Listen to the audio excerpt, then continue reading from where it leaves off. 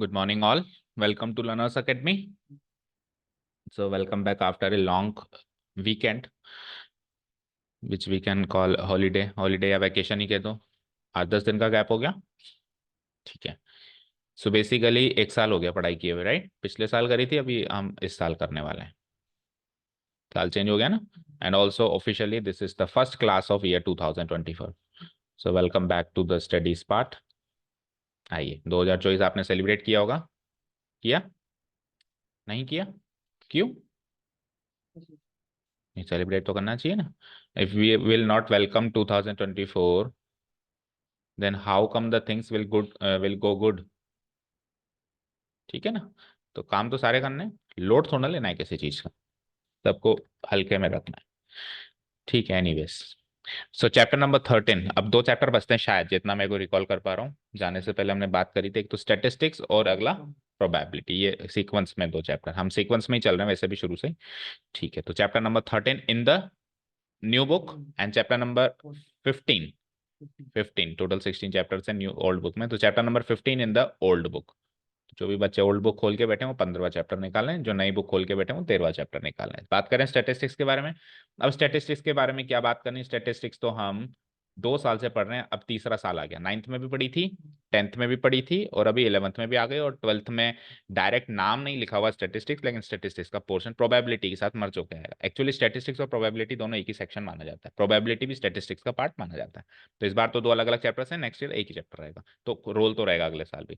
तो बात करते हैं कि क्लास 11th में स्टैटिस्टिक्स के बारे में क्या जानना है. उससे पहले जल्दी से रिकॉल कर लो. बताओ स्टैटिस्टिक्स मतलब क्या होता है. 10th में बताया था मीनिंग. मतलब क्या, कौन सी ब्रांच ऑफ मैथमेटिक्स है, इसमें क्या होता है. अरे वो तो आप अंदर घुस गए. स्टैटिस्टिक्स में क्या होता है, मीन मोड मीडियम, तो फिर उसके तरीके हैं. Management of data. डेटा को मैनेज किया जाता है. 10th में नहीं सिखाया था कि कोई भी काम हम करते हैं उसका डेटा को मैनेज करना ही स्टैटिस्टिक्स होता है. मेरे को एक छोटी सी दुकान खोलनी है तो भी मुझे इसका डेटा चाहिए होगा, कितनी डिमांड है, कितनी सप्लाई है, उसको मैनेज करना ही स्टैटिस्टिक्स है. फिर एक डिसीजन पे हम पहुंचते हैं कि दुकान खोलनी चाहिए नहीं खोलनी चाहिए. समझ गए. और ये मैनेजमेंट ऑफ डेटा कुछ स्टेप्स में कैरी आउट किया जाता था, अगर आप रिकॉल कर पा रहे हो. 9th में 10th में दोनों में बताया जाता है. सबसे पहला स्टेप होता है कलेक्शन ऑफ डेटा. सबसे पहले डेटा को कलेक्ट किया जाता है, याद करो. Collection of data. अच्छा, कलेक्शन ऑफ डेटा भी 2 तरीके से होता है, एक होता है प्राइमरी डेटा और एक होता है सेकेंडरी डेटा. प्राइमरी जो डायरेक्ट आप खुद जाके कलेक्ट करो, सेकेंडरी किसी सोर्सेज से कलेक्ट करवाओ, सेकेंडरी डेटा. ये तो होता है स्टेप नंबर 1. स्टेप नंबर 2, जब आपने डेटा कलेक्ट कर लिया तो अनऑर्गेनाइज तरीका होता है, अनऑर्गेनाइज फॉर्म में मिलता है अपने को, तो उसको ऑर्गेनाइज किया जाता है. ऑर्गेनाइजेशन या presentation of data is the second step. Present करो, presentation oblique organisation of data. This is the second step which comes in statistics as a branch of mathematics. Okay. Present या organise भी हम 2 तरीके से करते थे, याद करो. हम करते थे या तो टेबुलर फॉर्म में या फिर करते थे ग्राफिकल फॉर्म में. ठीक है. ओके. जैसे बार ग्राफ्स बनाते थे, हिस्टोग्राम्स बनाते थे. प्रेजेंट करने के बाद भी क्या अचार डालेंगे, उसका फिर करते थे हम analysis and interpretation. Analysis oblique interpretation करते थे हम. Interpretation of data. ये 3 स्टेप्स हमने सीखे थे स्टैटिस्टिक्स के. ठीक है. अच्छा, कलेक्शन ऑफ डेटा और प्रेजेंटेशन ऑफ डेटा, ये दोनों पार्ट कवर हो चुके हैं 9th क्लास में. 9th क्लास में अपन ने कलेक्ट किया डेटा और उसको प्रेजेंट किया अलग अलग तरीके से. टेबल भी बनाई हमने, जिसपे अपन वो बनाते थे, क्या बोलते हैं उसको, डंडे खींचते हैं ना, क्या बोलते हैं उसको अपन, 1 2 3 4. हाँ, उसको नाम याद नहीं आ रहा. वो सब अपन प्रेजेंटेशन ऑफ डेटा में मार्क करते थे, है ना. प्रेजेंट किया अपन ने, टेबल बनाई. ग्राफ बनाने के लिए फिर अपन हिस्टोग्राम्स बनाए, बार ग्राफ्स बनाए, पाई चार्ट्स बनाए, ये सब ग्राफिकल रिप्रेजेंटेशन. क्लास 10th यहाँ से शुरू हुई थी, अगर आप रिकॉल कर पा रहे हो. सेकंड थर्ड स्टेप से, जिसमें हम क्या करते थे, डेटा को ऑलरेडी प्रेजेंटेड फॉर्म में मिलता था, और प्रेजेंटेड फॉर्म में ग्राफिकल फॉर्म में नहीं मिलता था, टेबुलर फॉर्म में, टेबल्स बनी बनाई मिलती थी हमको. उन टेबल्स का अपन एनालिसिस या इंटरप्रिटेशन करते थे. ये 10वीं क्लास, ये 9th क्लास का कॉन्सेप्ट. क्योंकि 3 साल हो गए स्टेटिस्टिक्स पढ़ते हुए, ये 10th क्लास का कॉन्सेप्ट। 9th में कलेक्ट करके प्रेजेंट करके छोड़ के आ गए, अगले साल देखेंगे। फिर 10th में कलेक्टेड प्रेजेंटेड डेटा मिला हमको टेबल फॉर्म में, ग्राफिकल फॉर्म में नहीं मिला, टेबल में मिला, और उसको हमने एनालाइज या इंटरप्रेट किया। एनालाइज या इंटरप्रेट करने के लिए हमने तरीके निकाले, जिसको अपन ने कहा मेजर्स ऑफ सेंट्रल टेंडेंसी। ये अपने 10th में किया, मेजर्स ऑफ सेंट्रल टेंडेंसी। और 3 तरीके के मेजर्स थे सेंट्रल टेंडेंसी में, mean, median and mode. Measures मतलब यहाँ पे उपाय है, टूल्स हैं, ये सेंट्रल टेंडेंसी के टूल्स हैं, एनालाइज करने के टूल्स हैं। क्या टूल सीखे अपन ने? Mean, median and mode. बस ये 10वीं में यहाँ पे छोड़ के आए अपन, अब यहाँ से आगे उठाना है। तो एनालिसिस करने का ही दूसरा पोर्शन हम 11th में उठाएंगे। क्या करेंगे? यानी 11th में एनालिसिस पार्ट ही कंटिन्यू होगा। एनालिसिस पार्ट ही स्टार्ट किया था अपन ने 10th में, और उसके कुछ औजार, कुछ टूल सीखे अपन ने, मीन, मीडियन, मोड, जिससे अपन डेटा एनालाइज करते हैं, डिसीजन लेते हैं कि दुकान खोलनी चाहिए कि नहीं खोलनी चाहिए। तो एनालिसिस इंटरप्रिटेशन का ही दूसरे टूल सीखने हैं, यानी कि मेजर्स ऑफ सेंट्रल टेंडेंसी सीखे थे, इस साल सीखने हैं मेजर्स ऑफ डिस्पर्शन। क्या सीखने हैं? वही एनालिसिस करने के ही टूल्स हैं ये, लेकिन इनका नाम बदल गया, सेंट्रल टेंडेंसी से अपन डिस्पर्शन में आ गए। ये कौन कौन से हैं, पहले उसकी बात करते हैं। टूल्स कौन कौन से हैं? तो वैसे तो 4 टूल्स हैं, लेकिन हमारे पास 3 ही एक्सरसाइज है शायद, क्योंकि जो चौथे नंबर का टूल है वो एक ही लाइन का टूल है, उसमें ऐसे ही बता सकते हैं। हालांकि ये रेंज हमने इधर भी सीखी थी, 10th में भी सीखी थी, बता देंगे अभी। रेंज, अगला आता है मीन डेविएशन, जो कि अगेन 2 तरीके से है, mean deviation about mean, mean deviation about median, अभी देखेंगे डिटेल में। तीसरा आता है क्वार्टाइल डेविएशन, जो शायद आपके कोर्स में, मुझे ऐसा लगता है, कट चुका है पिछले साल से ही, मैं बता देंगे थोड़ा सा। और आखिरी आता है स्टैंडर्ड डेविएशन, और स्टैंडर्ड डेविएशन के साथ ही वेरिएंस भी चलता है। तो कई टीचर्स इसको 5 अलग अलग करके बताते हैं, लेकिन मैं स्टैंडर्ड डेविएशन से वेरिएंस को एक ही पार्ट में रखता हूँ, क्योंकि बस इसका रूट, इसका स्क्वायर कर दो तो वेरिएंस हो जाता है, इसका रूट निकालो तो स्टैंडर्ड डेविएशन हो जाता है। तो स्क्वायर और रूट करने का ही तो डिफरेंस है, तो क्यों उसको अलग अलग पढ़ना है ना, टॉपिक तो सेम ही है।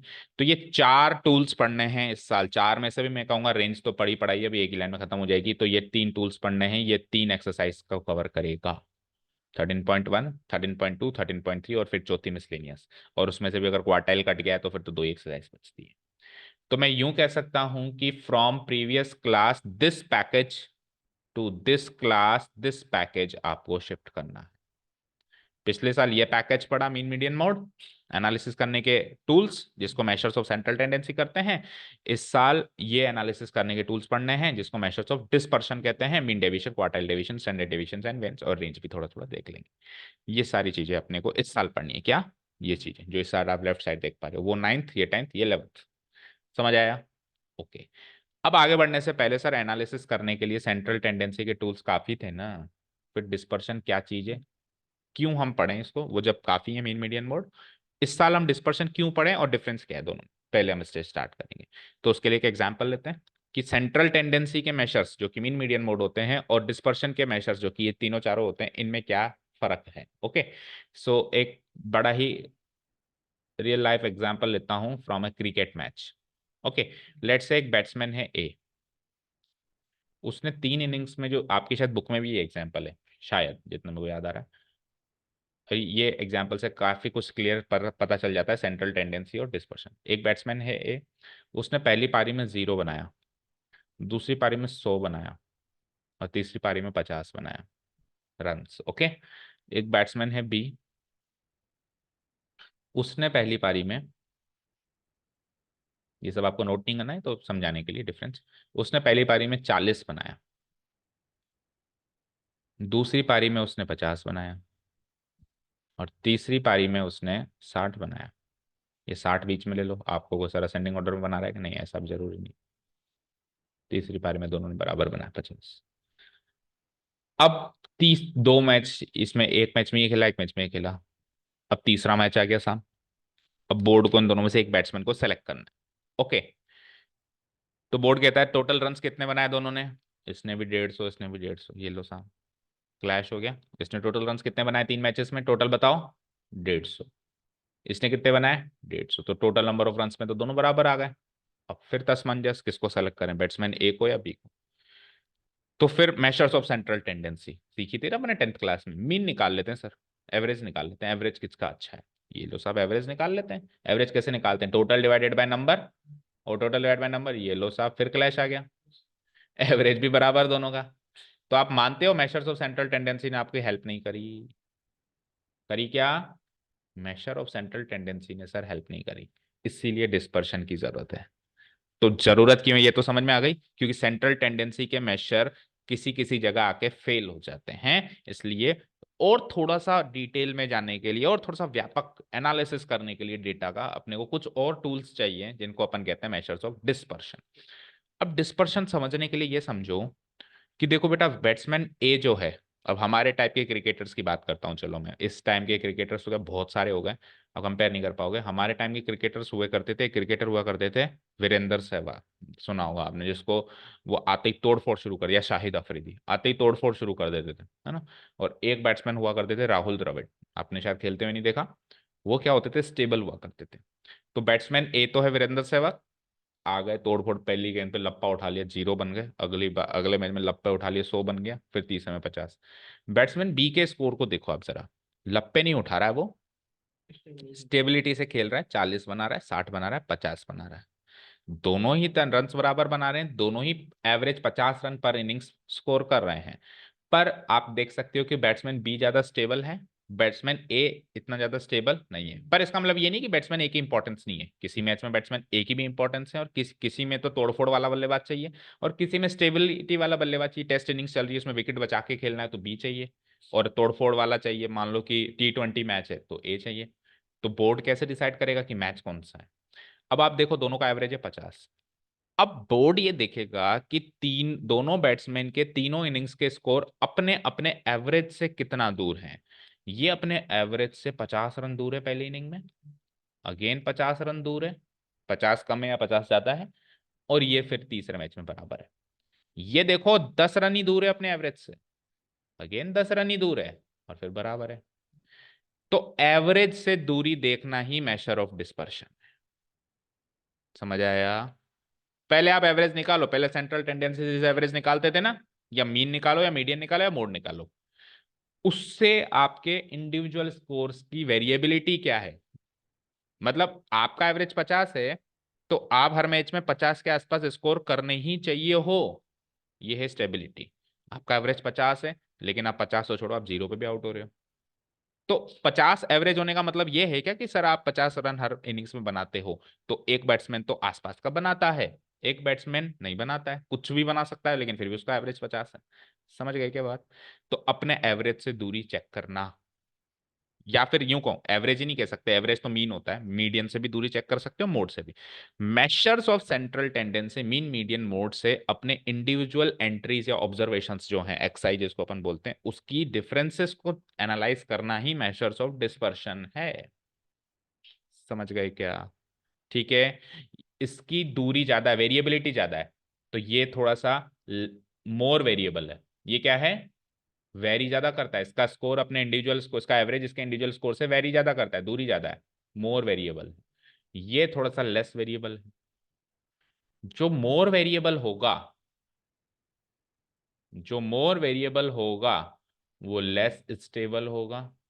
तो कई बार क्वेश्चन आता है स्टेबिलिटी किसकी ज्यादा है, कई बार क्वेश्चन आता है वेरिएबिलिटी किसकी ज्यादा है, तो उल्टा रिलेशन है। और जो लेस वेरिएबल है वो मोर स्टेबल होता। आपने सुना होगा ना राहुल द्रविड़ के बारे में, मिस्टर वॉल कहते थे उनको, है ना, स्टेबिलिटी के मामले में। वीरेंद्र सहवाग स्टेबल नहीं थे। ठीक है ना। ओके, किसी पर्टिकुलर बैट्समैन के खिलाफ मेरी कोई ऐसी वो रुचि नहीं है, एग्जाम्पल समझाने का एक तरीका, सबकी अपनी अपनी इंपॉर्टेंस है। ओके ना। समझ, अब जिस मैच में आपको लेस स्टेबिलिटी चाहिए तो you will select batsman A, जिस मैच में आपको मोर स्टेबिलिटी चाहिए you will select batsman B. तो डिस्पर्शन काम आया नहीं आया, केवल सेंट्रल टेंडेंसी से काम नहीं चला। ओके, समझ आया। अब चलें टूल्स पे। तो पहला टूल क्या था, रेंज, वो तो इधर ही समझा देते हैं। रेंज ज्यादा वैसे हेल्प नहीं करता, लेकिन ये मेजर ऑफ डिस्पर्शन का एक पार्ट है। रेंज मतलब आपको 10th में भी समझाया था, बड़ा ही सरल सा फॉर्मूला है, maximum value minus minimum value.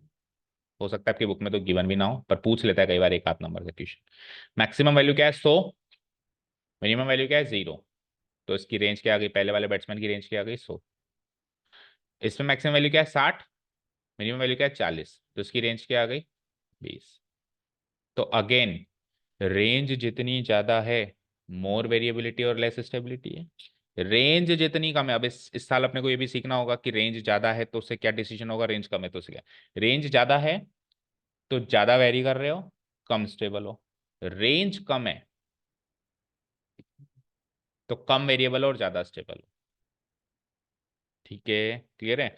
ज्यादा रेंज किसको दर्शाता है, ज्यादा वेरिएबिलिटी को और कम स्टेबिलिटी को। कम रेंज किसको दर्शाता है, कम वेरिएबिलिटी को और ज्यादा स्टेबिलिटी को। तो रेंज तो यहाँ पे और हो गया। अब हम मेन मुद्दे पे आते हैं, मीन डेविएशन। ओके, चलो तो अब नोट्स खोल लेते हैं एक बार।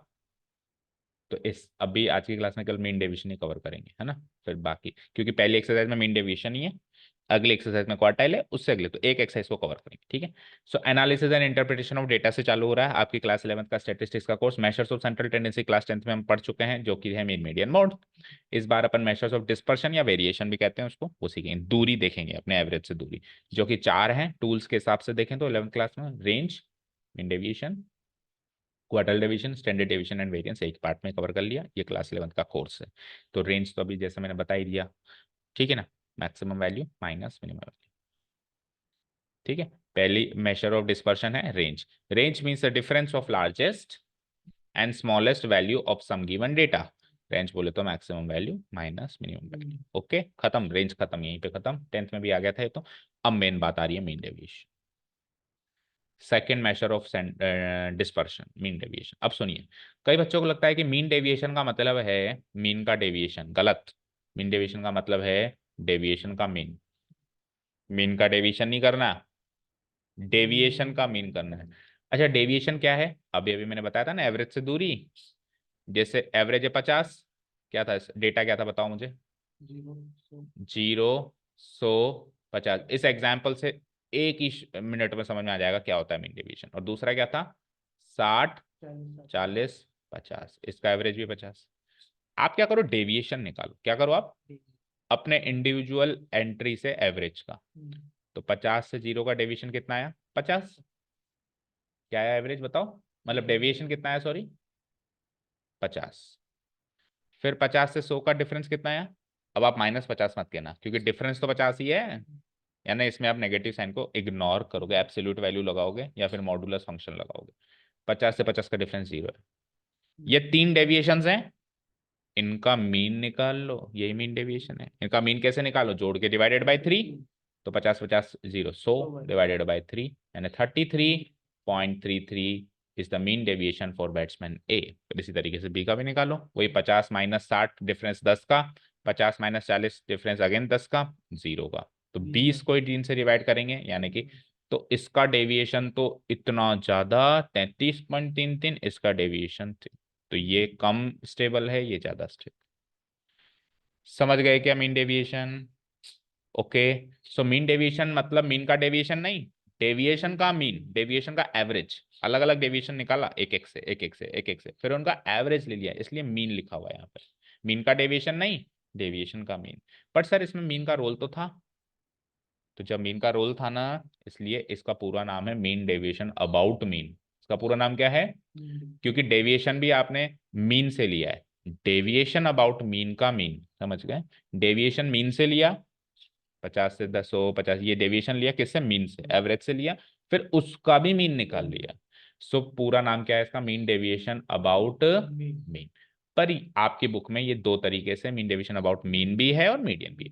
जब मीन की जगह मीडियन लगाएंगे तो हम जो डिफरेंस मीन से देख रहे थे, वो डिफरेंस हम मीडियन से देखेंगे। लेकिन डिफरेंस देखने के बाद निकालेंगे एंड में मीन ही। उनको जोड़ के डिवाइडेड बाय नंबर करना, यहाँ पे मीन ही पड़ेगा। समझ गए। चलिए, ये मीन डेविएशन का मतलब, mean deviation simply means the mean और average of deviations. Mean of deviation, deviations का mean, okay, of data taken from a given point which is generally a measure of central tendency, that is mean और median. एक point से आप deviations लो। Deviation किससे लो, एक given point से, और वो गिवन पॉइंट जनरली एक सेंट्रल टेंडेंसी का मेजर होता है। वो भी कौन कौन सा, जैसे तो 3 होते हैं, मीन, मीडियन, मोड, लेकिन हम मीन और मीडियन से निकालते हैं, मोड से डेविएशन निकाल के मीन नहीं निकालते। ओके ना, ठीक है। तो यानी कि 2 तरीके के मीन डेविएशन हो गए, 2 forms, mean deviation about mean, mean deviation about median. अब मीन डेविएशन अबाउट मीन का फॉर्मूला बनाते हैं। मीडियन के फॉर्मूले में बस कुछ नहीं है, मीन को मीडियन रिप्लेस कर देगा, दैट्स इट। अब मीन डेविएशन अबाउट मीन निकालने के लिए या मीन डेविएशन अबाउट मीडियन निकालने के लिए मीन और मीडियन निकालना आना चाहिए। तो क्लास 10 को रिकॉल करना पड़ेगा मीन मीडियन कैसे निकालते हैं। जैसे मोड को रिकॉल मत करो पर मीन मीडियन निकालना सीखना पड़ेगा। अब मीन मीडियन निकालने के लिए डेटा 2-3 तरीके के होते हैं वो सीखना पड़ेगा। तो 3 तरीके के डेटा हमने सीखे थे, याद करो। एक तो होता है रो डेटा, एक होता है प्रेजेंटेड डेटा। प्रेजेंटेड डेटा में भी एक तो होता है जिसमें क्लास मार्क की वन होता है और एक होता है जिसमें क्लास इंटरवल की वन होता है ना। तो उन डेटा के बारे में सीखते हैं, आ जाओ। मतलब सीखते क्या है, रिकॉल करते हैं। Now the given data is generally given in 3 forms. 3 forms कौन कौन से हैं ये सब लिखना है आपको, है ना। एक तो है रो या अनग्रुप डेटा, जैसे दे दिया अभी, जैसे मैंने दिया था रो अनग्रुप डेटा ही था 0 100। फिर ग्रुप करके दे देता है। ग्रुप करके भी फिर क्या देता है, फ्रीक्वेंसी टेबल एक तो डिस्क्रीट देता है, एक कंटिन्यूअस देता है। ठीक है, डिस्क्रीट मतलब क्लास मार्क की वन होता है और इसमें lower limit upper limit group किया हुआ होता है। समझ गए, क्लियर है। डिस्क्रीट फ्रीक्वेंसी कंटिन्यूस, चलो अभी देखते हैं। यही होता है वैसे रो ऑन ग्रुप डेटा, हाँ ठीक है ये होता है। ठीक है ना। तो ये 3 तरीके से डेटा गिवन होता है। 3 तरीके का डेटा के बारे में क्यों जिक्र किया, क्योंकि तीनों का फॉर्मूला अलग अलग है। रो डेटा का फॉर्मूला तो मीन निकालने का क्या है, जोड़ो और डिवाइड करो। डिस्क्रीट का क्या है, summation x i divided by n. Continuous का क्या है, summation F I x i divided by summation. ठीक है ना, इस तरीके से आ जाओ। सो मीन निकालने के फॉर्मूला को फटाफट से रिकॉल करते हैं। सबको जोड़ो, summation x i divided by total number of observations, और लगा लो फ्रीक्वेंसी गिवन हो, ये डिस्क्रीट फ्रीक्वेंसी आ गई। सेकंड टाइप का डेटा, सेकंड टाइप के डेटा में क्या होता है, क्लास मार्क के आगे फ्रीक्वेंसी गिवन होती है तो समेशन एफ आई एक्स आई और एन का नाम बदल के समेशन एफ आई हो जाता है, क्योंकि फ्रीक्वेंसी का total he total number of observation होते हैं। और फिर यहाँ आ जाओ। अब जो नीचे टाइप का डेटा है वो आपके कंटिन्यूअस फ्रीक्वेंसी डिस्ट्रीब्यूशन का डेटा है। उसमें भी फिर 2 फॉर्मूले हैं। एक तो था हमारा ये अज्यूम्ड मीन मेथड और ये था हमारा step deviation. Assumed mean methods में हम क्या करते हैं, एक्सआई को डीआई में चेंज करते हैं। एक्सआई को डीआई में चेंज करने के लिए अज्यूम्ड मीन मान लेते हैं। फॉर्मूला बन जाता है summation F I D I divided by summation F I, जहाँ पे ए हमारा अज्यूम्ड मीन होता है। और स्टेप डिवीजन मेथड में हम क्या करते हैं, डीआई को यूआई में चेंज कर देते हैं, उसके एचसीएफ से डिवाइड करके, जहाँ पे एच का मतलब उसका एचसीएफ होता है, ए मतलब वही अज्यूम मीन होता है, तो फॉर्मूला बन जाता है। तो मीन के दोनों तीनों फॉर्मूले, चारों फॉर्मूले रिकॉल हो गए। बोलो पहला फॉर्मूला क्या है, रो डेटा के लिए ये, डिस्क्रीट फ्रीक्वेंसी डिस्ट्रीब्यूशन के लिए, कंटिन्यूस फ्रीक्वेंसी डिस्ट्रीब्यूशन के लिए नीचे के 2, summation F I X divide by summation F I, A plus summation F I D I divide by summation F I, और A plus summation F I U I divide by summation F I into H. ये 3 formula mean के रिकॉल्व है। Median के भी 2-3 formula थे।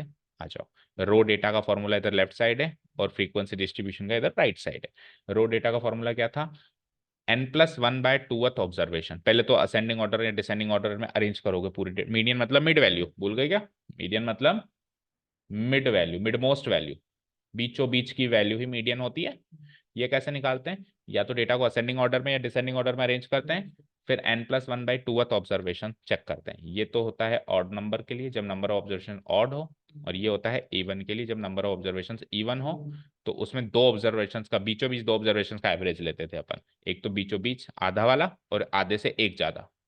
जैसे मान लो 11 है तो 11 नहीं 12 है तो 12 का आधा 6, छठा और सातवें का मीन ले लेते थे, है ना, ऐसे ही करते थे।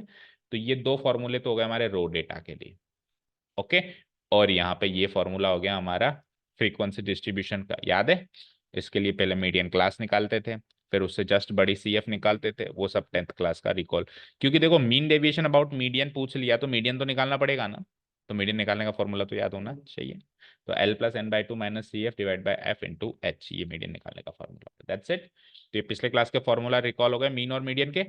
अब आ जाओ mean deviation about mean. It is basically the mean या फिर average of the deviations of given data taken from mean. Deviations taken from mean. अगर डेविएशन टेकन फ्रॉम मीडियन कर दूं तो मीडियन, और उन डेविएशंस का भी क्या करना है फिर, मीन यानी कि एवरेज। इसलिए इसका नाम क्या है, मीन डेविएशन अबाउट मीन। ये इसको हम डिनोट करते हैं मीन डेविएशन को एमडी, और क्योंकि मीन से निकाल रहे हैं तो एक्स बार। एक्स बार यानी mean, mean deviation about mean, समझ आया। निकालने का तरीका, ये डेविएशन है बेटा, ये मीन निकाल लो पहले तो, फिर पहले ऑब्जर्वेशन को माइनस करो, दूसरे को माइनस करो, तीसरे को माइनस करो, एब्सोल्यूट वैल्यू लगाओ, अगर नेगेटिव साइन है तो इग्नोर करो, फिर सबको जोड़ो और डिवाइडेड बाय। सबको जोड़ो मतलब सारे डेविएशंस को जोड़ो।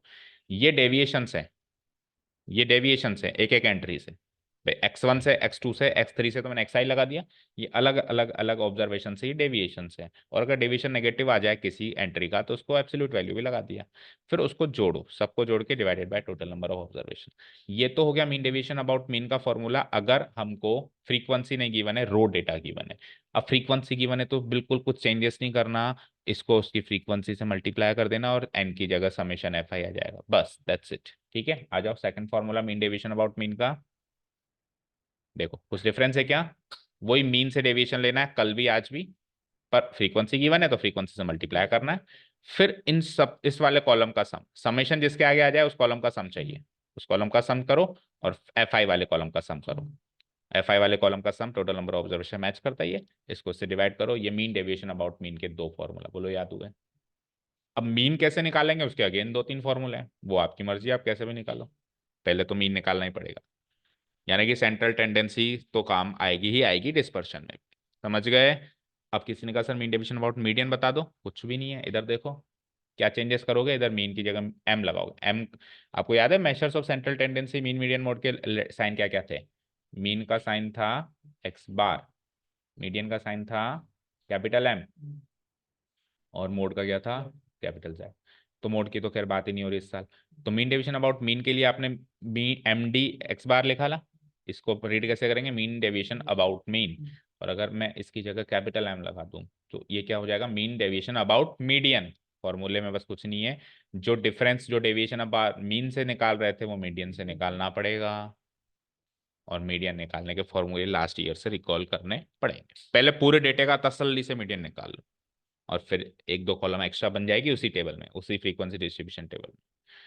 ठीक है, तो मीन डेविएशन अबाउट मीन और मीन डेविएशन अबाउट मीडियन के लिए लिखना तो है, डिफरेंस तो केवल इतना ही पर लिखना तो है। लिखना क्या है? मीन डेविएशन अबाउट मीडियन लिख दिया, वही सेम डेफिनेशन है ऊपर वाली, बस टेकन फ्रॉम मीन की जगह टेकन फ्रॉम मीडियन है। आप डेविएशन मीडियन से लो, उन सारे डेविएशन का एवरेज लो, फॉर्मूला क्या बन जाएगा? Mean deviation about median, X I minus X bar कर रहे थे, एक्स आई माइनस मीडियन हो जाएगा। एब्सोल्यूट वैल्यू लेनी है, अगर नेगेटिव आ रहा है डेविएशन तो पॉजिटिव रखना है, जोड़ना है, टोटल नंबर ऑफ ऑब्जर्वेशन से डिवाइड करना है, तो वो मीन निकल जाएगा। समझ गए? और फ्रीक्वेंसी गिवन है तो समझ गए क्या होगा? एन तो रिप्लेस हो जाएगा समेशन एफ आई से, और इसको पहले फ्रीक्वेंसी से मल्टीप्लाई भी करना पड़ेगा, और मल्टीप्लाई करके फिर जोड़ना पड़ेगा। ये मीन डेविएशन अबाउट मीडियन का दूसरा फॉर्मूला हो गया। ठीक है, अब जाते जाते फटाफट से ये चेक कर लो कि अभी इसके भी मीन डेविएशंस के भी कुछ वो है लिमिटेशंस है ना, तभी तो हम आगे फिर क्वार्टाइल डेविएशन ग्रुप पढ़ रहे हैं। ठीक है, फिर एक्सरसाइज 1 कर सकते हैं हम इसकी, इस चैप्टर की कल से, है ना। देखो, जब वेरिएबिलिटी की डिग्री बहुत ज्यादा हाई है ना, मतलब डेटा उछल उछल के चेंज हो रहा है, जैसे वीरेंद्र सहवाग के केस में 0 100 50, तो उस जगह मीडियन निकालना करेक्ट तरीका नहीं है। ठीक है ना,